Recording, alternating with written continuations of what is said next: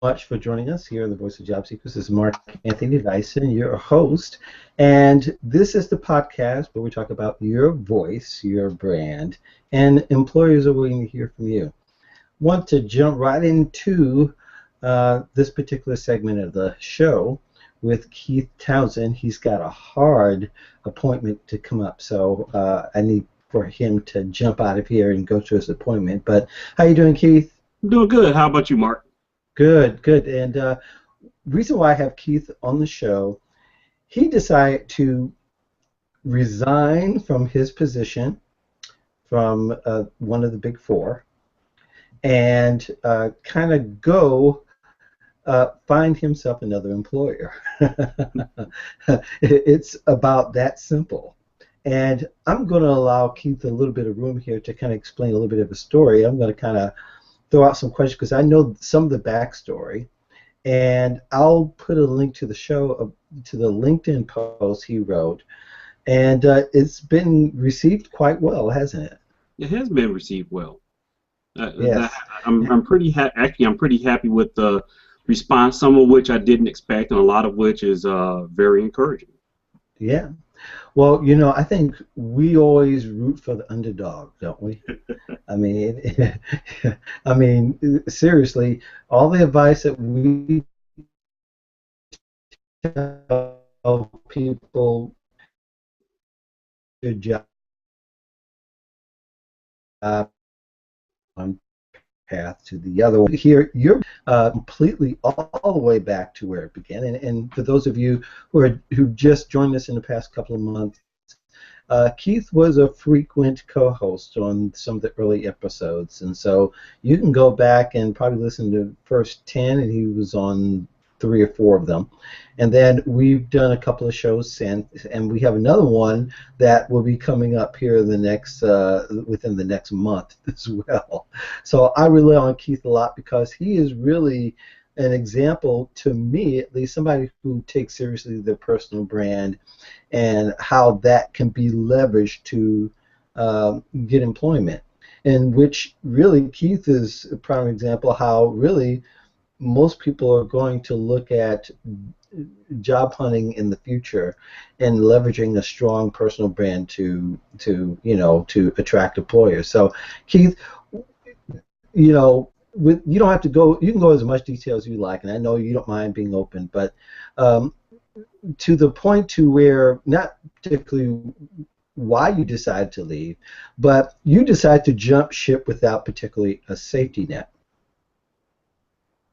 So that is pretty much to the point, and without getting into a lot of the backstory on the organization and why I chose that this isn't the right career for me necessarily currently, the whole why did I not just do the traditional find a job, have a solid offer, and then go on to the next opportunity. And I think a lot of if you listen to a lot of our past conversations on earlier podcasts, people shouldn't be too surprised in that I have a very, I think, strong social media brand.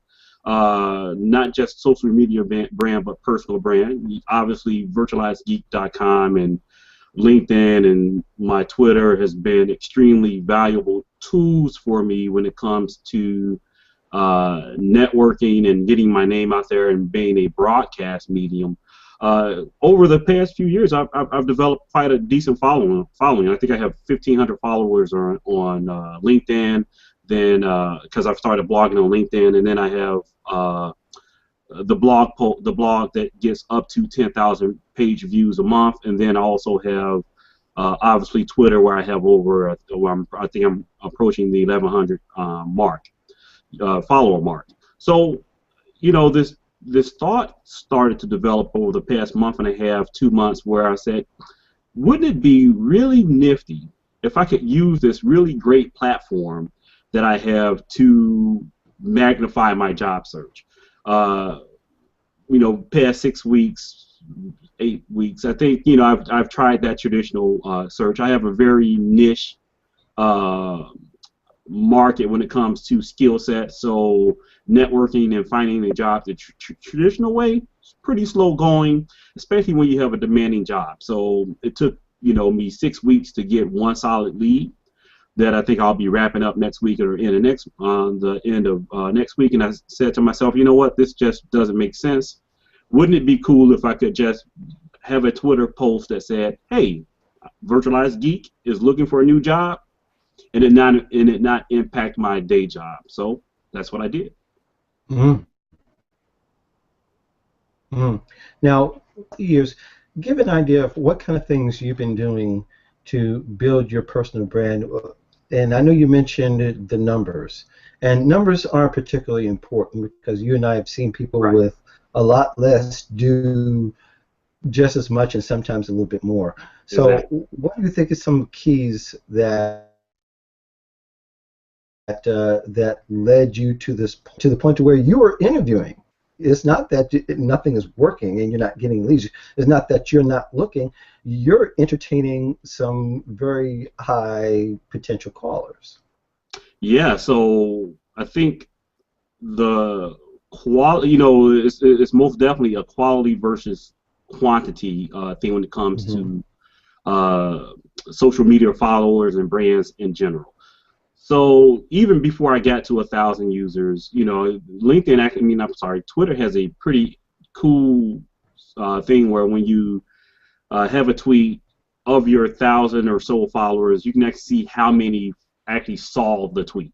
So of the 1,000 followers, that particular tweet, maybe 200 saw the actual post. So very much smaller number. But the people that did see the post were extremely influential in my industry. When you engage, when you try and be helpful, you're going to get noticed, and industry followers or industry influencers will follow you. And those are the people that you really want to, when you take this method those are the ones that you really want to take notice. Immediately, one guy who has a blog and podcast platform much bigger than mine's instantly retweeted, hey, hire this guy before it gets too late. Another guy sent me which is an opportunity that I'm following uh, very hard, is another guy immediately that night sent my information to the hiring manager of a major role that I never even thought. Actually, it wasn't even published yet. The role hadn't been posted to the internal website. The guy was Mm-hmm. moving to a sister company, and I just happened to be like a great fit for that role, and I knew the guy on social media that could get me the in. The other guy that retweeted my tweet and gave me kind of the +1, that led to 2 more opportunities from people that didn't follow me. So there was an immediate bump. And last week, I think I might have had maybe 5 interviews with different companies, with real opportunities that I would not have otherwise entertained or even been considered if I went the traditional sneaker net route. Right. Now, the people that were retweeting you and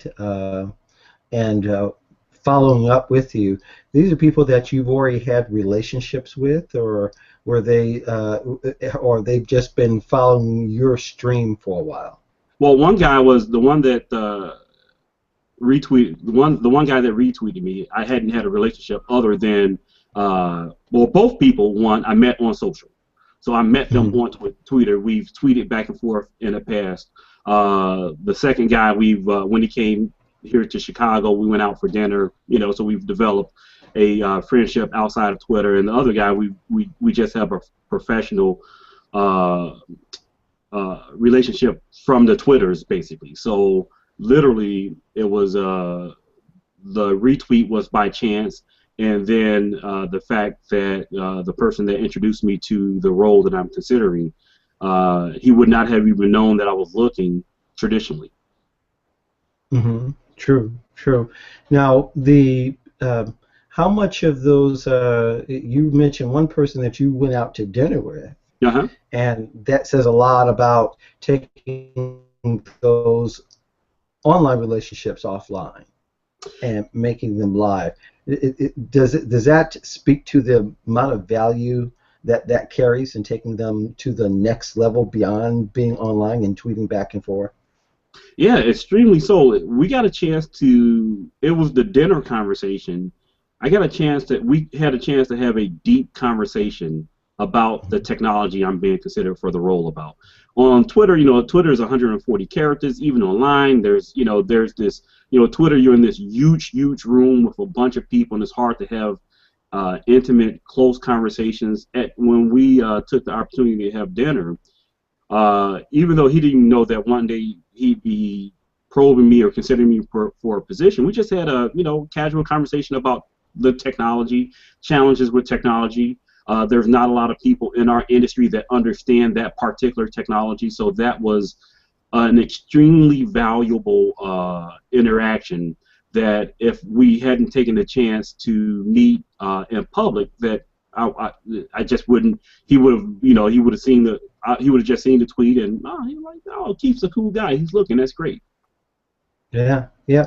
Now let's dig in a little bit more about the process that you're going through, and you don't have to reveal the company or anything like that because there are confidentiality issues regarding Yeah. that. But in parsing that up, when you're meeting with an employer or a potential employer, somebody that perhaps may not know particularly that you have a blog, you have a vlog, you have a Twitter account and Google Plus, LinkedIn. Um, how much at what particular point are you strategic in introducing those particular aspects and helping them understand that that's a part of your brand and actually you have a backlog information where they can try and test your knowledge based on those things?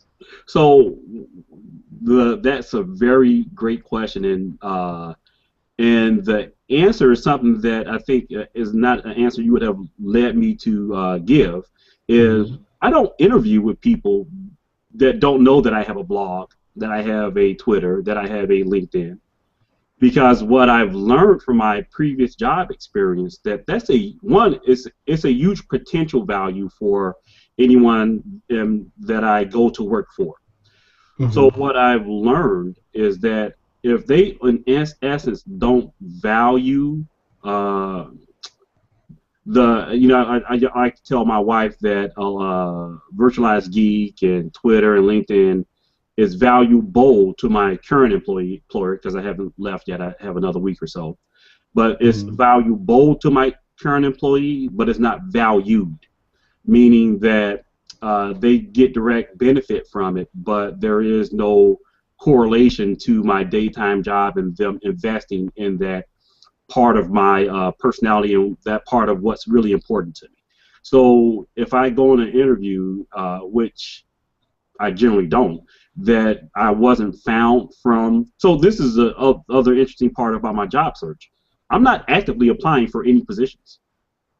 The desire is to find a position via social. So this concept of social selling, that the buyer, the person, my future employer, goes out looking for a particular type of personality, and they will find Mm-hmm. that personality on Twitter, on LinkedIn, through blogs.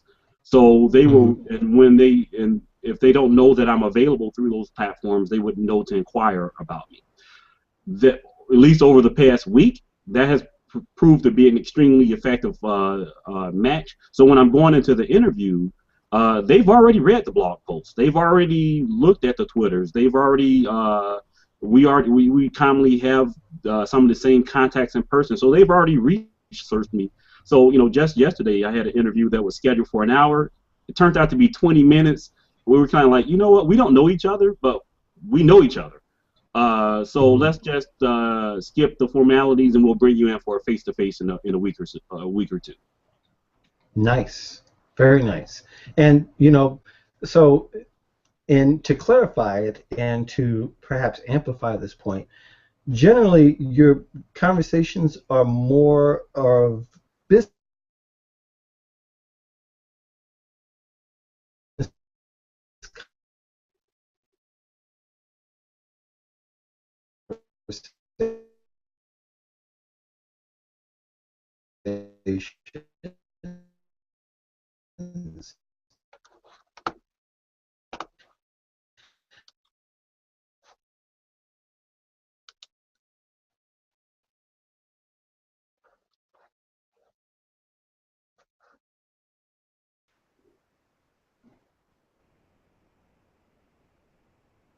You broke up. I think you're back now, but you broke up for a while there. I Okay. think the question was Okay. that was the social was my social chatter mainly business, or is that the gist of the question?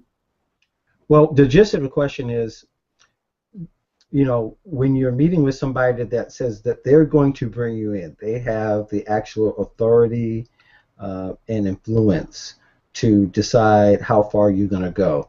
Those conversations that you're having with those folks or people who are close to having being there, does it seem like you're having more of a business conversation rather than a test of your competency because of your presence and because of what's already out there? They can aim the questions much more directly at what is the core of how you'll fit rather than to see if you're just to see that they're going to validate you. So yeah, it's much more of a cultural interview to make sure that culturally it makes sense between us and them, that I'll fit in culturally. The technical piece, there might be a couple of technical questions, but nothing deep because because the catalog of my knowledge is basically already out there. I'm pretty upfront about what I know and what I don't know, and the what I know is pretty much already on the web. Excellent. Excellent. So Well, it I is said I was going. a jump start in the interview process. Right, right. Well, we're going to follow you. If those of you want to follow Keith, he's at Virtualized Geek on Twitter. If you come anywhere close to spelling that correctly, he will come up on the search bar where you put the name in. And I'll also have his Twitter account there, and also his website, virtualizedgeek.com. And we're going to ask more questions. I know you've got to go, and I said I was going to cut it short of the time that you need so you could time to prepare. But again, we're going to come back to this conversation. And confident you're going to get a job, and then we'll be able to talk a little bit more about your journey there and some of the things that we were able to grab. But I think the main thing is just how that very quickly a strong personal brand online can land you some potential opportunities quickly if you're building rather than just having a static presence online. All right. It was great talking to you again, Mark. Yep. So we'll be talking soon. Of course, we'll do the usual email, Twitter thing. And by the way, those of you who don't know, Keith and I know each other in real life. We've known each other for years. Yes. So that's why I'm able to cut him off real quick. And when he leaves, he's not going to stay and see what I'm going to say after. He knows that I'll be in touch with him. So thanks, Keith, for your time. All right, Mark. Thanks a lot. All right. Bye. All right, sir. Let me prepare.